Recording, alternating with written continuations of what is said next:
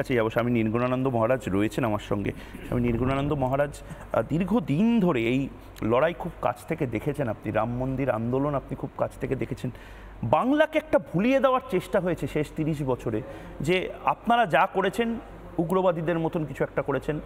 সাধু সন্ত তারা হয়তো মানে তাদের পাতে দেওয়া যায় না, হয়তো সাধু সন্তদের কোনো সংগ্রাম থাকতে নেই, যারা চলছে না চলবে না করছে তাদেরই বিপ্লব, তাদেরই সংগ্রাম থাকতে হয়, তাদেরই ভারতের অস্মিতা রক্ষার দায়িত্ব। এই যে জিনিসটা সেই সময় কতটা লড়াই, আন্দোলন, অপমান সহ্য করতে হয়েছিল, রাষ্ট্রীয় অত্যাচার সহ্য করতে হয়েছিল। আমার পূজ্য গুরুদেব শ্রীমৎ দেবানন্দ ব্রহ্মচারীজি মহারাজ এই এখনও তিনি আছেন এবং তার শরীর অত্যন্ত যাকে বলে শয্যাশায়ী অবস্থা, কিন্তু আমরা দেখেছি সেই সময় রাম মন্দির আন্দোলনের যে সন্তদের যে আমাদের ভূমিকা ছিল তাতে তিনি পুরোধা হয়ে, এবং তখন তিনি এখানে বাংলায় আরেকজন সন্ত মহারাজ ছিলেন বিষ্ণুপুরীজি মহারাজ, এনারা দুজন নেতৃত্ব দিয়েছিলেন। তার মধ্যে বিষ্ণুপুরীজি মহারাজের শরীর নেই, তপানন্দজি ছিলেন, শরীর নেই, এরকম বেশ অনেক সাধু মহারাজরা তারা সেই কর সেবক হয়ে তারা শিলা পূজনে, এবং সেই সময় বাংলা থেকে প্রায় অনেক এখনও রয়েছেন তারা, বাংলা থেকে প্রায় আপনার 2টো কোচ ভর্তি করে সাধু সন্তরা গিয়েছিলেন সেখানে কর সেবক দিতে, বারবারই কর সেবকের ব্যাপারে তারা যেতেন। এবং সেইখানে দেখা গেছে একজনের নাম না করলেই নয়, আমাদের প্রজ্ঞানস্বরূপ ব্রহ্মচারী, তিনি তারকেশ্বরে শিলা পূজন করছেন, সেই সময় তাকে মানে শিলাটাকে পায়ে লাথি মেরে ফেলে দেবার, কোথায় এটা? তারকেশ্বর মন্দিরে, তারকেশ্বর মন্দিরে দুধ পুকুরের পাশে উনি শিলা পূজন করছেন। আর সেই সময় তখনকার শাসক দল ওটা পায়ে করে যাকে মানে ফেলে দেবে, পা লাগাবে, সেই সময় তিনি বুকে করে ওটাকে চেপে ধরেছেন, তার উপরে তাকে অত্যাচার করা হয়েছে এবং অকথ্য ভাষায় গালিগালাজ করা হয়েছে।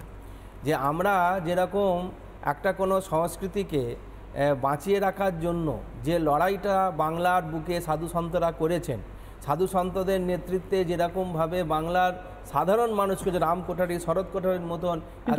মহারাজ এটা বলুন যে মানে একটা ইতিহাস আমাদেরকে মনে করানোর চেষ্টা হয় যে বাংলা থেকে এই ধরনের কিছু, গোটা দেশে হয়তো রাম মন্দির নিয়ে অনেক কিছু হয়েছে, বাংলাতে কিছু হয়নি।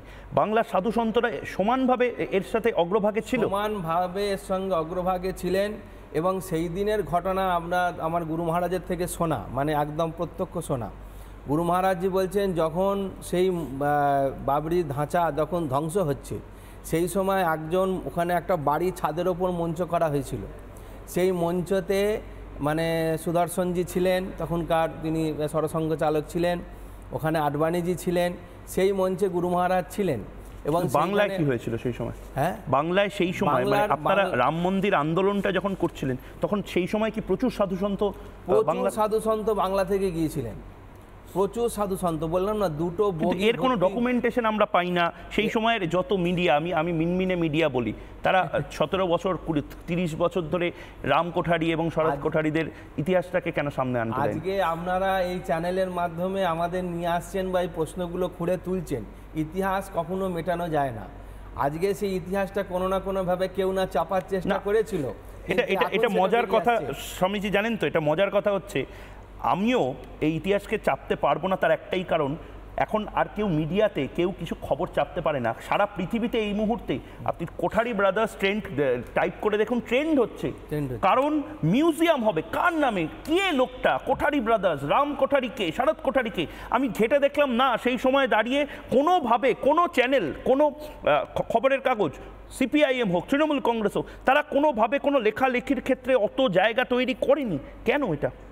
উপরন্তু সেই সময় বাংলার প্রচুর কর সেবক যারা ফিরে এসেছিলেন বা ওখান থেকে পালিয়ে গিয়েছিলেন, তাদের প্রত্যেকে 7 রকম 8 রকমের কেস দেওয়া হয়েছে। এমনকি এমন ভালো মানে পুলিশ থেকে কেস দেওয়া হয়েছে তাদের এগেনস্টে।